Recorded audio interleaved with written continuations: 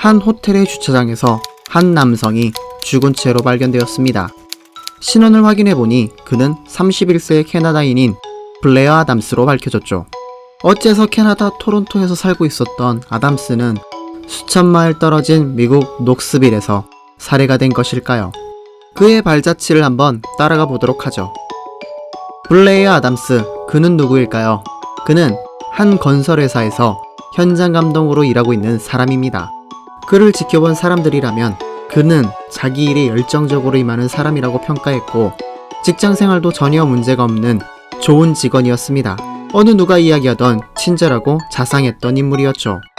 나름 평범했지만 행복했던 나날을 보내고 있었을 그였습니다만 1996년 7월에 접어들면서 그의 다정한 미소가 사라져버렸습니다. 뭔가 초조해하고 불안해하며 두려워하는 모습은 뭔가 문제가 있어 보였습니다.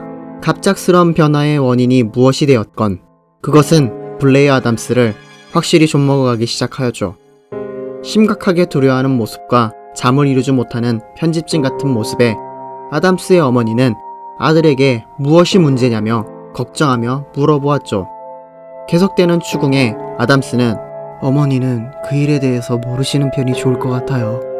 그는 이 대답을 끝으로 이유에 대해서는 일절 이야기하지 않았습니다. 아무에게도 고민을 털어놓지 않은, 아니 어쩌면 털어놓지 못하는 블레어 아담스는 직접 행동에 나서기 시작합니다. 아담스는 은행으로 가 그의 계좌에서 4,000달러를 그리고 대여금고 안에 있던 2,000달러의 가치를 가진 금이며 보석 등을 찾아 총 6,000달러를 인출하였습니다. 실질적으로 전 재산을 인출한 아담스는 가지고 있는 문제를 돈으로 해결할 생각인 걸까요? 아니면 도피를 목적으로 자금을 모으는 것이었을까요? 아담스는 캐나다와 미국 접경 지역에서 모습을 나타냈습니다. 아무래도 도피를 선택한 것 같은데요.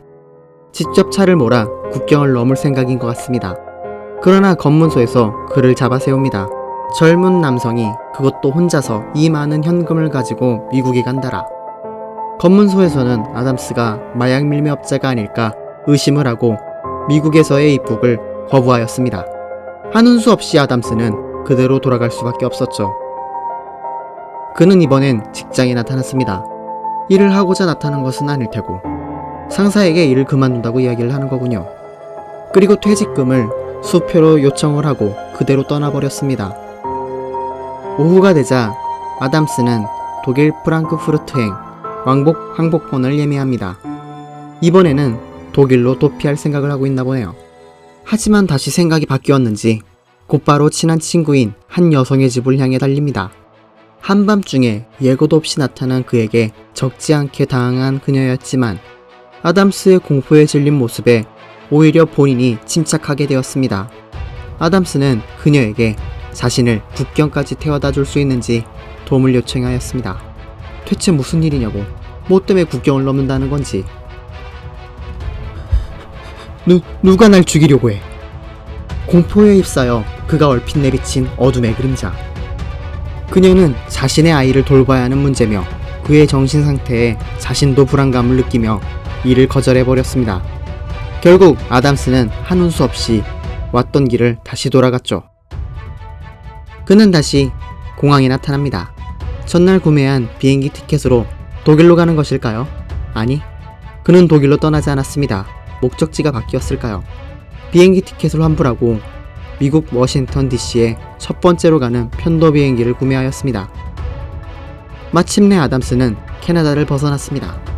미국 워싱턴 DC에 도착한 아담스, 그는 바로 흰색 토요타 차를 빌려 그대로 녹스빌까지 500마일을 달립니다. 블레어 아담스는 5시 30분경 녹스빌의 한 주유소에서 나타났습니다.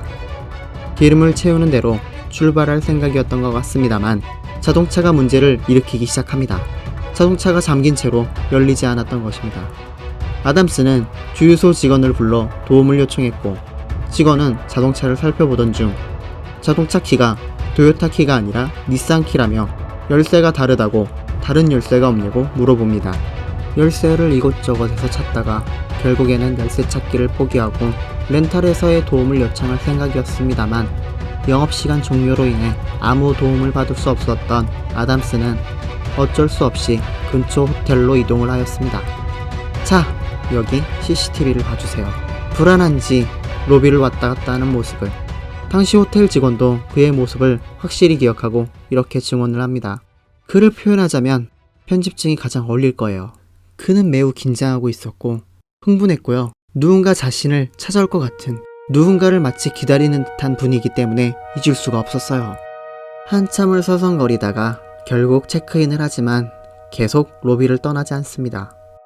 체크인 후에도 아담스는 자신의 방으로 돌아가는 대신 정문으로 나가는 선택을 하고는 다시는 돌아오지 않았습니다. 7시 37분. 이것이 그의 생전의 마지막 모습이었습니다.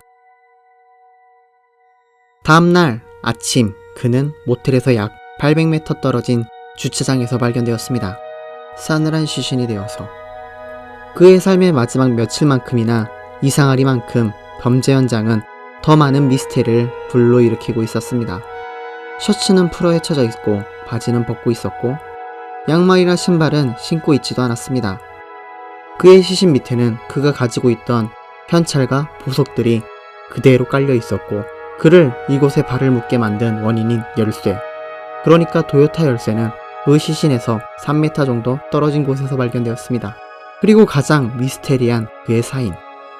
많은 방어흔이나 타박상이 있었지만 결정적으로 그를 죽음으로 몬 것은 복부에 큰 타격이 가해진 것이었습니다.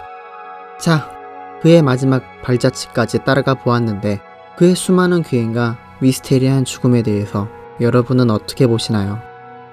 의문들은 너무 많은데 몇 가지 짚어보면서 같이 추리를 해보죠. 아담스는 무엇 때문에 그렇게 도망치려고 한 걸까요? 그가 열심히 도망치기는 했으나 실제로 그의 신변을 위협하거나 미행한 흔적은 일절 발견되지 않았습니다. 하지만 망상으로만 도피극을 벌인 인물이 실제로 살해될 확률이 얼마나 된다고 보나요? 포기는 하였지만 도피처 중에는 독일이 있었습니다. 단순히 멀리 갈 수 있어서? 그런 것 치고는 $1,600라는 거금을 주면서까지 갈 이유로는 너무 거창하지 않나요? 제가 도망을 친다면 도망치는 걸 도움받을 만한 장소를 선택할 것 같은데 저만 그런가요? 그는 편도 미국행 티켓을 $750를 주고 구매를 하였습니다. 왕복이라면 그의 절반 정도의 가격에 티켓이 있었음에도 말이죠.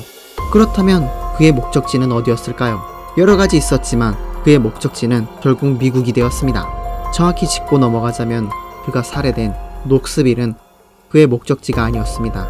지나가는 길에 들린 것뿐. 과연 그는 어디를 향하고 있었을까요? 그를 녹스빌에 머물게 만든 건 다름 아닌 차키였습니다. 다른 열쇠를 들고 있었기에 차를 운전할 수 없었는데 생각을 해보죠.